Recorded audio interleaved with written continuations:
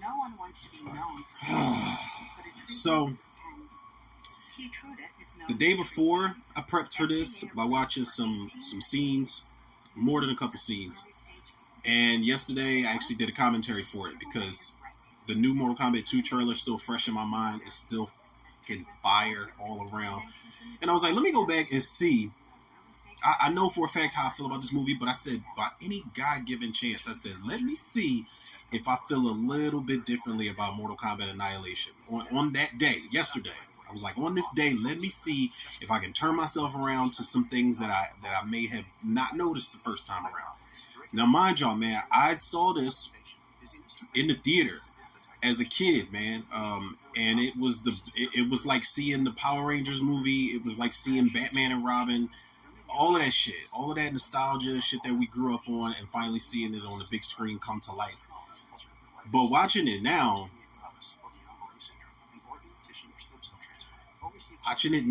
is it's unbearable at times. It is it's hilariously bad at times. It's embarrassingly bad at times, yo. The way that they just, first of all, I gave this a 4 out of 10. You know, I was being generous about that 4 out of 10, man. I made a mistake at the end of the commentary and said 4.5. I said 4.5, 4.5, but then I said out of 5. I meant out of 10. There's no way I would give this a 4.5 out of 5. Fuck that. But it's a 4.5 out of 10. And I said that's not even really just nostalgia driven rating right there, man. That's like because I like Sandra Hess. I'm not really familiar with her. It was good seeing Bridget Wilson as Sonya in the first one because I was familiar with her. But Sandra Hess, while they recasted Bridget Wilson with Sandra Hess, they gave her a lot to do, man. I like her as Sonya. She gets to whoop a lot of ass in this movie, man. She gets a lot of fight sequences. She's got a lot of attitude. She's got a lot of lines in there. It gets a little annoying at times, but I like her in the movie. Robin Shou, that's the best Liu Kang we could have gotten back in the day. So he does what he has to do in the second film, the second time around, and he does it well. He just gets his ass kicked throughout a lot of the movie, man, and it happens, you know. It's Liu Kang. He's gotta crawl before he walks. Jax, I like Jax. I still like Jax. You know, I don't care if like a lot of his lines and shit is dated for '97. I like Jax a lot in this movie. Still makes me laugh, still entertaining, still a badass. He gets a really solid fight sequence with Cyrax. I still like that fight sequence with Cyrax.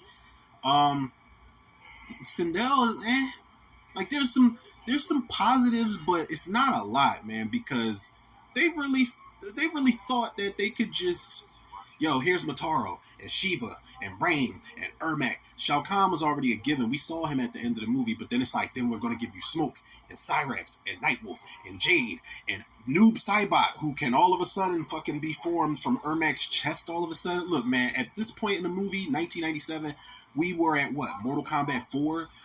You know, that whole Ermac Noob Saibot shit, that shit, first, y'all just made that up. You know, I feel like they made that up. Now, somebody in the comments, correct me if I'm wrong, I've never seen a game or a story point where Ermac could create Noob Saibot out of his chest.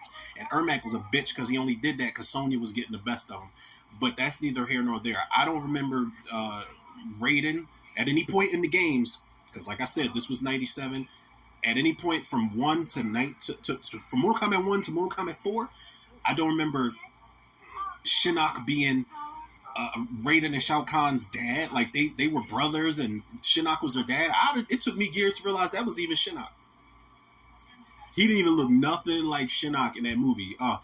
Baraka, man, it's rough seeing the new Mortal Kombat 2 trailer, how amazing and badass Baraka looks, then going back to this movie and seeing how bad it is. When you look at the prosthetics they put on his arms for the blades, it looks ridiculous. The shit is so huge, he can't even really swing fast enough to keep up with a decent fight sequence with Liu Kang, man. It's bad.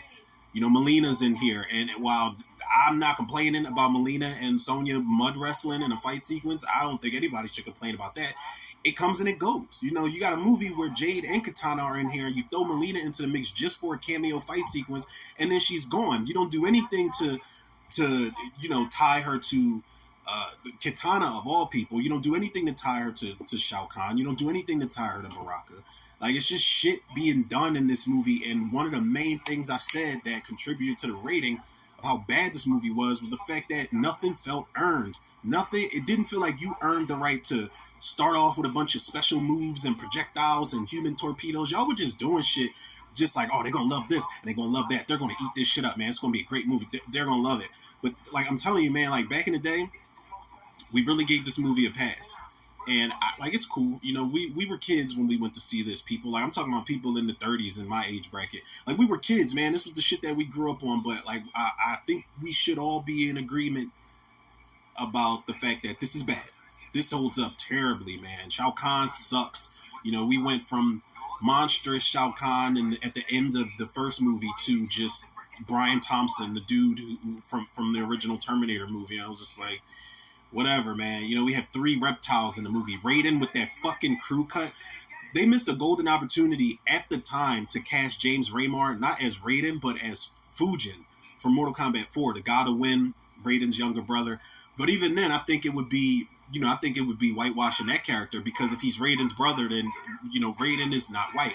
But apparently people gave that shit a pat. You know, it's funny because people are complaining about Jade, but they didn't say shit about Raiden being played by Christopher Lambert. I ain't even going to talk about that. I got a whole different post talking about that and putting that shit to bed, at least for me, in my personal opinion. But yeah, man, this movie's bad. And then Scorpion and Sub-Zero, like, Jesus, man. I mean, it's always cool seeing Scorpion and Sub-Zero fight because they are sworn enemies. Like, that's beef forever, for life. And sometimes they do change the storylines up with them two, and they get along and they're neutral at one point in time or whatever. But, you know, Scorpion and Sub-Zero, like, it's just, come on, man. Y'all just throwing all these characters all over the goddamn place and they have nothing to do. Shiva has nothing to do, and her arms look like shit. At least the double CG set of arms look like shit, man. You don't do anything with her except have her have a quick little scuffle with Motaro, and she comes in and she poses to Liu Kang and Katana, and she's like, the date's over, and they just drop a cage on her, and that's it, man. You do nothing with these characters. This, I hope listen, the Mortal Kombat 2 trailer is lit. It's lit. And I'm hoping that they at least give me reasons to believe that these characters are where they are supposed to be. Don't just have them pop up because there's smoke in the distance. Oh, smoke pops up. You know, like, or there's a Sai stuck in the wall out of nowhere, so Melina pop. Like, come on, man. Like, give these characters a reason to exist in this universe. Like, don't just have them pop up. And they did the same shit, and I'm not giving the reboot a pass either, because the reboot put Nitara in there, and I like Nitara since, I think, Deadly Alliance, that is the game she popped up in. And Nitara's a cool vampire chick with wings and shit, and they didn't do anything with her. She's in like 3 sequences and Kung Lao kills her, and I think she might even be in 2. I might have given her 1 extra. But she's in a couple sequences, Kung Lao kills her. Reiko, they didn't do shit with Reiko but make him the muscle, the big dumbass muscle, and Jax gets a fatality on that bitch ass dude. Reiko was a cool character in Mortal Kombat 4 when they introduced him, and if you see his ending, you see how major of a character he is, and that plot twist with his character was crazy. They don't do none of that shit with him in the reboot, so that doesn't get a pass either, man. So I hope they learn from their mistakes overall. I definitely hope they learn from Mortal Kombat Annihilation, because this movie's it's bad, man. And I think one of the cool things about it is the fact that the actors and the actresses that were in here, they still do interviews and shit like that. They still talk about the movie, and they still have fun talking about how much fun they had making the movie. I think that's cool, but the finished product, man, and it's a shame because they had plans after this too, but